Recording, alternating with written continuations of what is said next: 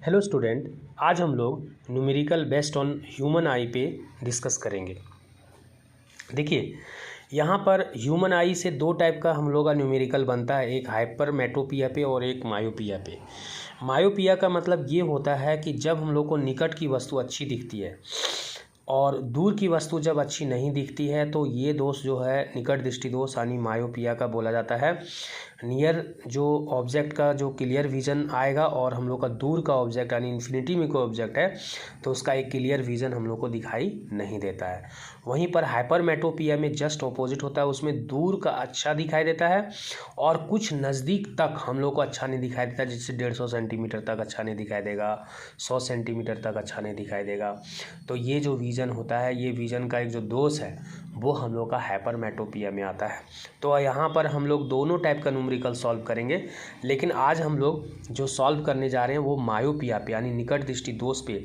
यहाँ पर जो आँख का जो ये विज़न का जो हम लोग का जो दोष है वो देखिए क्वेश्चन में लिखा है कि a person can not see object clearly beyond 50 centimetre, find the power of the lens to correct the vision. मतलब इस व्यक्ति को 50 सेंटीमीटर के बाद अच्छा नहीं दिखाई देता है, मतलब 50 सेंटीमीटर तक अच्छा दिखाई देता है बियॉन्ड क्लियरली बियॉन्ड 50 सेंटीमीटर। इसका मतलब ये हुआ कि object can not see, person can not see object clearly beyond 50 centimetre, मतलब 50 सेंटीमीटर के बाद इसको अच्छा नहीं दिखाई देता है।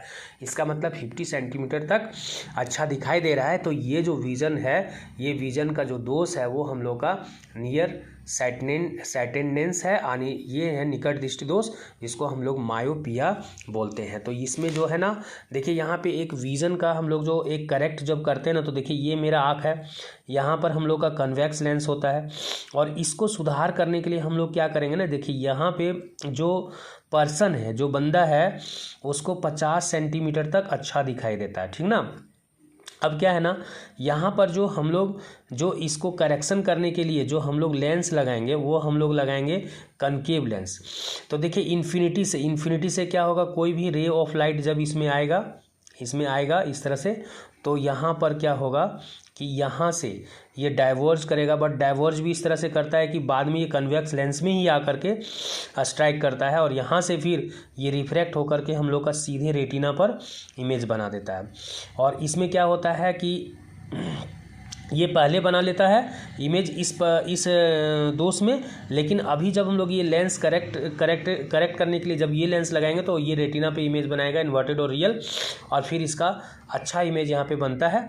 तो इस तरह से इस दोष को दूर किया जाता है। तो देखिए यहाँ पे इन्फिनिटी से ऑब्जेक्ट आएगा तो ये इस तरह से आएगा, तो यहाँ से डाइवर्ज होगा और फिर ये रेटिना पे हमारा कन्वर्ज होकर के इमेज बना लेगा, ठीक ना। अब देखिए यहाँ से जो है ना एक्चुअली 50 सेंटीमीटर पर, तो ये जो इन्फिनिटी का जो ऑब्जेक्ट है वो क्या करेगा, हम लोग का 50 सेंटीमीटर पर ला करके जो है इमेज हम लोग का बनाता है इस तरह से। तो ये इमेज जो है हम लोग का